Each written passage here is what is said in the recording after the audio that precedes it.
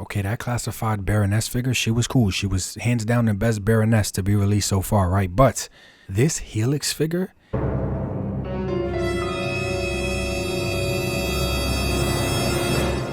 is the best female to ever be released in the classified line. To this day!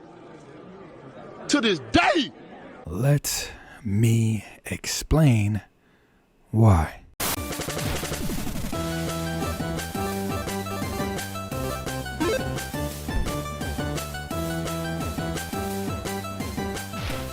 Yo, what is good, everybody? Articulated Ninja here. And I want to say real quick, the Maryland convention was amazing. Quite a few people showed up to talk with me, take pictures, and just laugh and shoot the shit. Shout out to Rollkeeper. I just posted a private video that he requested as a channel member, as well as a few others.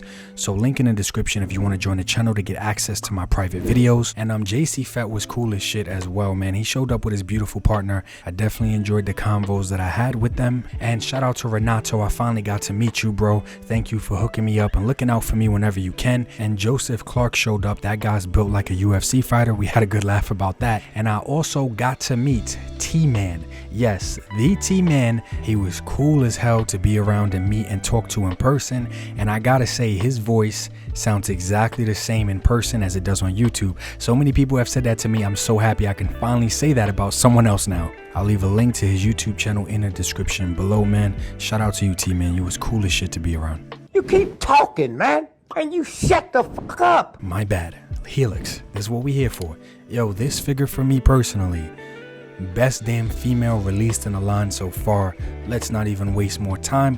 Who gives a shit about the box? Though the art on the box does look really nice, I have to say it looks good. All right, so y'all know what time it is. Let's check out the ass on this action figure. Hey, yo! Pause. I'm talking about detail, articulation, accessories, and size. Where's your mind at?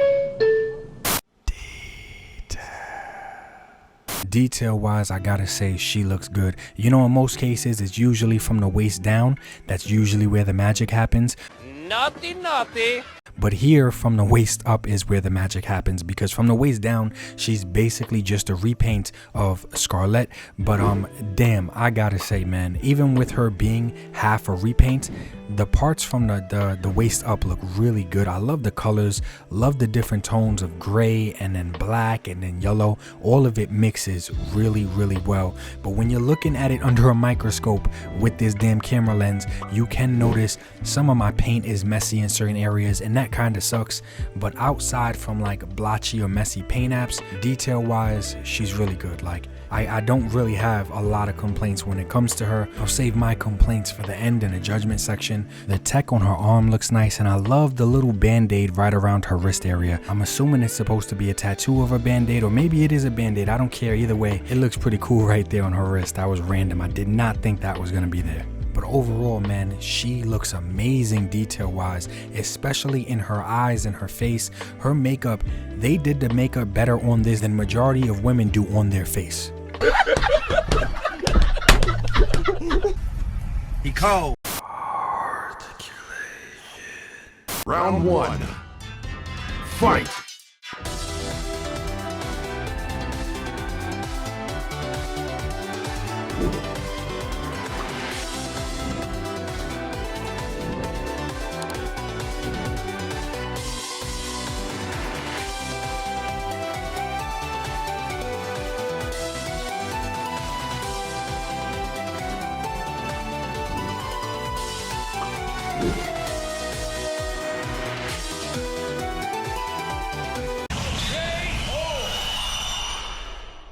Now her legs are, like I said, just a repaint, so that's some good movement there. But for the first time in history, or at least for the first time for me, the butterfly joints on a classified female actually work on this figure. Like prior to this figure, none of the butterfly joints really stood a purpose. They were mainly frozen or static or barely did anything at all. But on her, the butterfly joints on mine actually do bring her arms in together and actually do serve a purpose. So that is finally nice.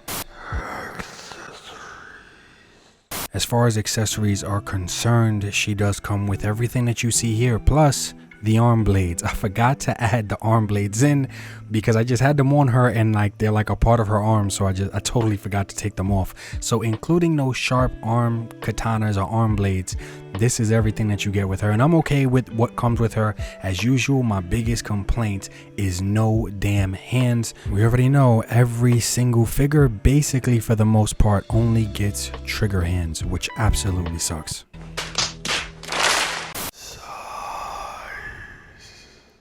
Now, even though her legs are basically just a repaint, I do want to show her next to some classified figures, though she is basically the same size as every other female in this line. But then again, every other female in this line is the same size as every other female in this line. He ain't lying. I don't have Shooter yet, Jodie Shooter. I cannot wait to get her because she actually looks like she's shorter than the rest of these girls, and that's what this line needs. We need some varying sizes of female height. You know what I'm saying? We need that diversity in this line. Not every girl is the same exact height and the same exact weight. Then here she is next to some of my favorite Action Force Valiverse figures. Then we got her next to some random figures, a Storm Collectibles Sagat, a NECA Xanatos, and the Jada Toys Ryu. So overall, I do like her size. And then here we have her next to her biggest fan, Thicky Boy Spider-Man. He's never brought in another slice of pizza for anybody, but he brought in another slice of pizza for her because he likes her that much. And then of course we have her next to the real Thickies. And overall, I love the way she looks here. Maybe these girls are gonna go and make some OF content after this. Stop it. Get some help. So my two biggest complaints with this figure is that it comes with no hands, but we already know that when it comes to the classified line.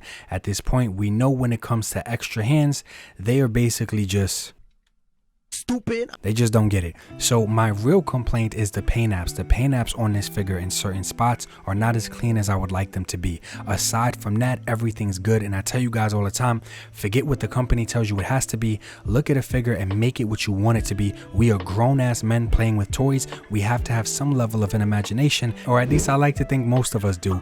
With a level of imagination, it's like, guys, imagine all the stuff that she can be. She could be multiple things. Like, she comes with 2 damn katanas on her back. That just made me say to myself, why did she not come with a ninja mask or a ninja hoodie? Or I understand why, maybe that wasn't directly in her lore, but guys, it would look cool as shit.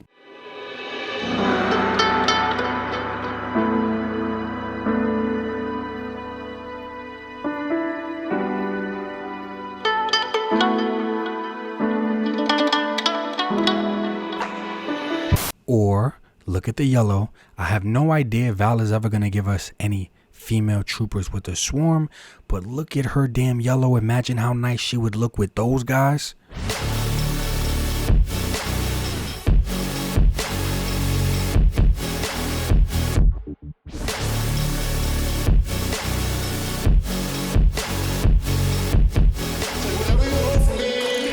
Or what if you just want a more military, badass, take no prisoners version of the Marvel's Wasp?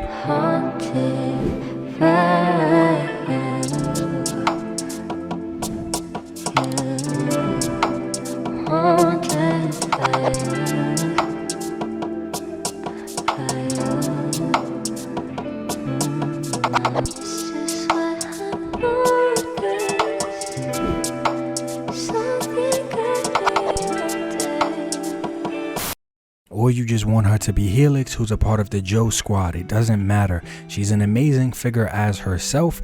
Or if you want to add some spice, some seasoning, sprinkle a little sazon on her, you can get her to be whatever you want her to be, and she's gonna look badass being it, man. I love the options here. I love the creativity because the base body is overall still really, really good.